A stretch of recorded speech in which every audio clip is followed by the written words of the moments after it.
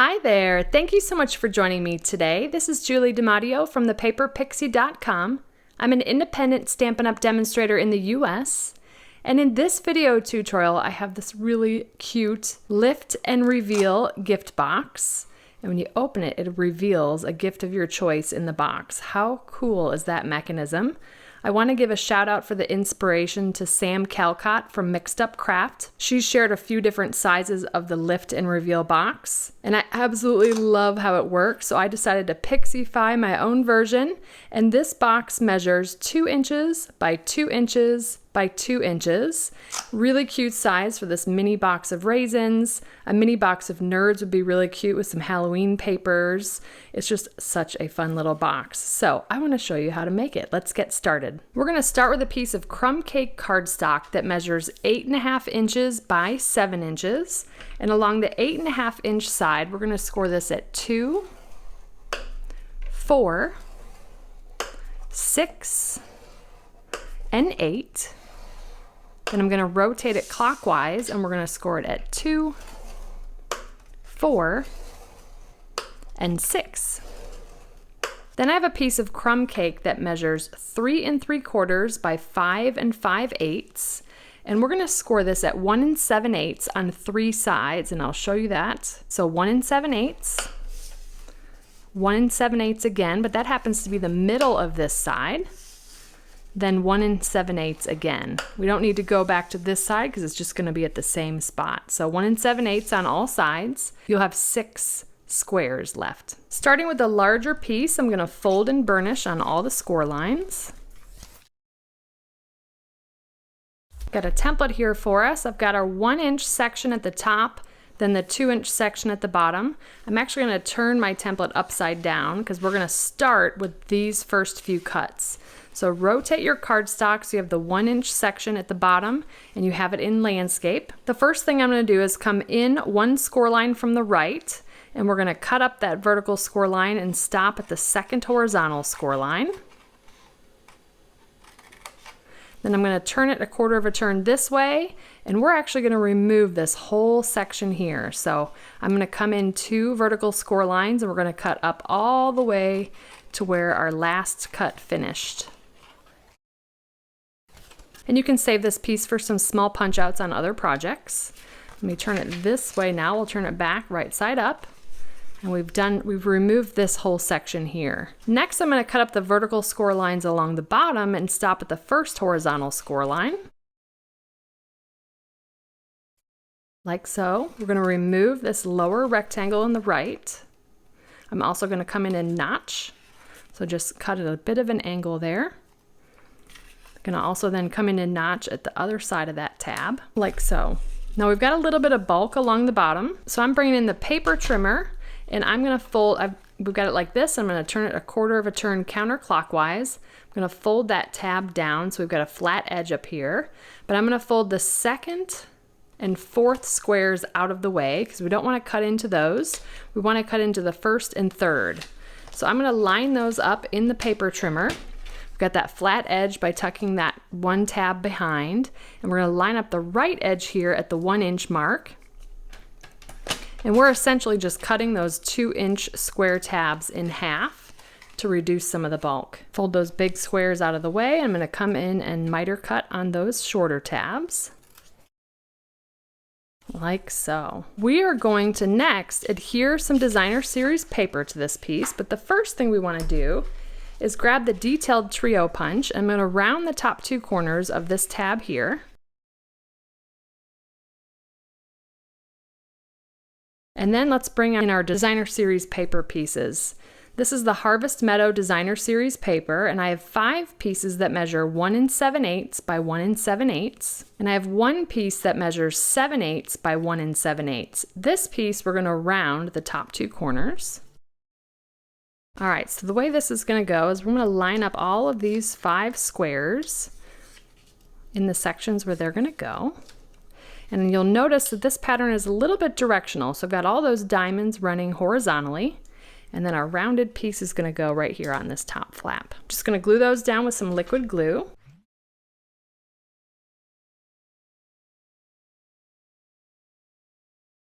All right, so those are all glued down. I love this pattern against the crumb cake. Let's go ahead and put together our box first. I'm going to flip this over and I'm going to fold in the second score line from the left and apply glue along the tab. Then I'm going to fold in the first score line from the right, and those are going to line up. Then focusing on the bottom here, I'm going to fold in those two short tabs, put liquid glue on each of those, and then liquid glue on this front flap. Kind of make my box go flat on the bottom here, then I'll close the back flap, then the front flap, and then because we have used liquid glue, we can just kind of squeeze those corners into place and square up the bottom. And I'll flip this over, close my glue bottle, and press from the inside. And the box part is done. Let's focus on the fun insert. All right, so bringing this piece back, we're going to fold and burnish on all the score lines. I've got a template here, so I'm going to cut up, I've got this in landscape, I'm going to cut up each of the vertical score lines. I can actually see them better on the back side here. For this, I'm going to cut just inside the score line, so just to the left of the score line here on the right. And essentially, I'm leaving the score line on this right piece and removing it completely from this middle piece. We're going to do the same thing on this vertical score line, but I'm going to cut just to the right of the score line. Same thing, leaving the score line behind here. I'm going to bring back the paper trimmer again. We want to remove the bulk from these two pieces, so I'm going to fold that middle section out of the way. And then I'm going to line up this fold right here at the second vertical line on the paper trimmer. That's going to be the 1/2 inch mark. So what we leave behind here are two 1/2 inch tabs. Obviously we have that large tab there. While we have this here, let me show you on the template. We're also going to cut these two squares at an angle. So on the diagonal, from score line to score line, and remove those corners. I like to do this with the paper trimmer, so I line up that score line in the cutting groove and this score line, and then we can just cut that on the angle, like so. Do the same thing on the opposite side, so score line to score line. And again, we've removed that. All right, the last thing we need to do on this piece is come in and miter cut on these tabs. And now our piece looks like the template. All right, so I've got two pieces of the Harvest Meadow Designer Series paper. These two pieces measure 1 3/4 by 1 3/4, and they're gonna go on the inside of this section, here and here. So I'm gonna go ahead and glue those down. Now I've got one more piece, and this piece measures 1 11/16 by 1 11/16. That is just 1/16 less than 1 3/4 by 1 3/4. And for this piece, I'm just going to cut it diagonally from corner to corner. You can also do this on the paper trimmer as well. So then we've got two triangle pieces that I'm then going to flip this over, and these are going to adhere to these triangle sections on the outside. Just love the way that paper looks. All right, so before we glue this together, I'm going to grab an 1/8 of an inch hole punch, and I'm going to punch 2 holes here in the center. We're going to run ribbon through those holes so that we can secure the box of raisins. And I'm just eyeballing it to be in the center, but does not need to be perfect because the box of raisins is going to hide that. There's those 2 holes. All right, so I've got the bumblebee gingham ribbon, and I've got it kind of turned sideways this way. I'm going to feed the ribbon through the right hole first, then back through the left hole. And I do just want to make sure that that ribbon is flat on the bottom there, not twisted. Grab our box of raisins and place it there, and then I'm going to go ahead and tie a bow. I'm going to use a pair of reverse tweezers to hold my knot. Oh, just the cutest little bow there. Now we can put the rest of this inside section together. So I'm going to grab liquid glue here, and I'm going to place glue right on one of those tabs on the same side that the raisins are on. And I'm going to adhere this tab. Let me turn it sideways this way. This is going to go up underneath this section here. Now we can kind of use our raisins to give us a little bit of leverage there. But you want to slide that right to the edge of that bottom piece. Then we can repeat the same thing on the other tab. Again, adhere that to the bottom. All right, now that little insert piece is ready to go. And now we can adhere it to the box. Now I'm gonna put liquid glue on the back side of this, and we're gonna adhere it right here to this panel. So I like to lay this flat, apply my liquid glue, and then I'm gonna place that right in that square section. Now this interior box is about 1/8 of an inch smaller, so you should have about 1/16 of an inch of the crumb cake peeking out from behind it. You can kind of slide it into place. That's going to ensure that we get clearance when we go to close this box. I like to take the bone folder and just press down behind that box of raisins and make sure that this is adhered really well. All right, you ready to watch this work? This is going to slip in there and close, and look at that lift and reveal gift box. Now to close this, I'm going to grab a 5/8 of an inch thin clear fastener by Velcro. I cut off, I've sandwiched together the hook and the loop. I'm going to take the backing off of the hook side, open this flat, and I'm going to place that right in the middle of this section. Then I'm going to remove the backing off the loop side. And then we can close our box, get everything lined up right, and then press down to adhere that Velcro to the base. Open that up and just press that Velcro into place.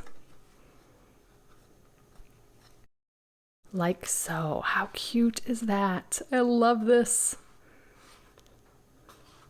All right, so let's close the box. And to save some time, I have already die cut and stamped to decorate our little gift box. I want to quick share with you the suite we're using for this project, the Harvest Meadow suite.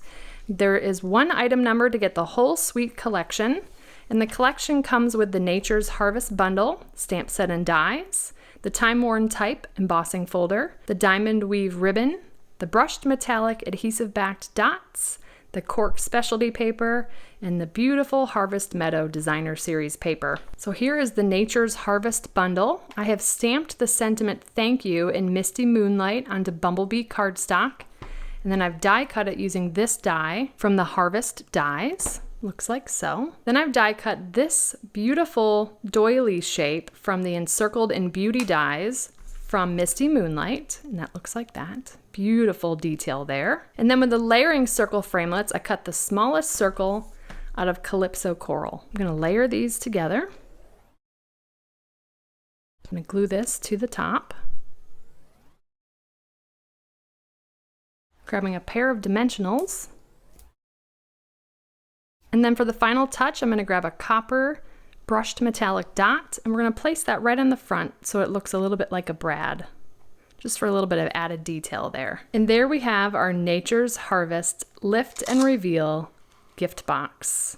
How cool is that? I love this. Thank you so much to Sam Calcott from Mixed Up Craft for the inspiration, and I can't wait to see what you make with this. So thank you so much for joining me today. If you enjoyed this video, please give me a thumbs up, subscribe to my channel, and hit that bell icon so you don't miss my next video. If you're interested in purchasing any of the Stampin' Up! Products I used today, they'll be linked in the description. And I'll also include a link to my detailed blog post with all project measurements, details, and pictures of the templates. I'd love to have you come visit me at thepaperpixie.com, where I post projects every weekday to inspire you. And if you don't want to miss a thing, you can subscribe to receive blog updates via email, and you'll receive an email each time I publish a new post. You can shop with me anytime at thepaperpixie.com/shop. And if you're interested in a discount on your Stampin' Up! Purchases, the starter kit is the ultimate bundle, and it's a great way to fill your wish list for less. You can purchase the starter kit at thepaperpixie.com/join, and I'd love to welcome you to the Stampin' Up! Family and my team of Paper Pixies.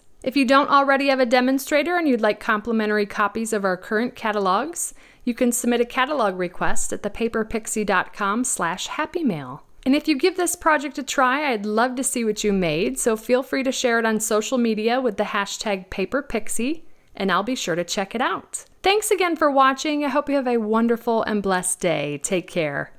Bye.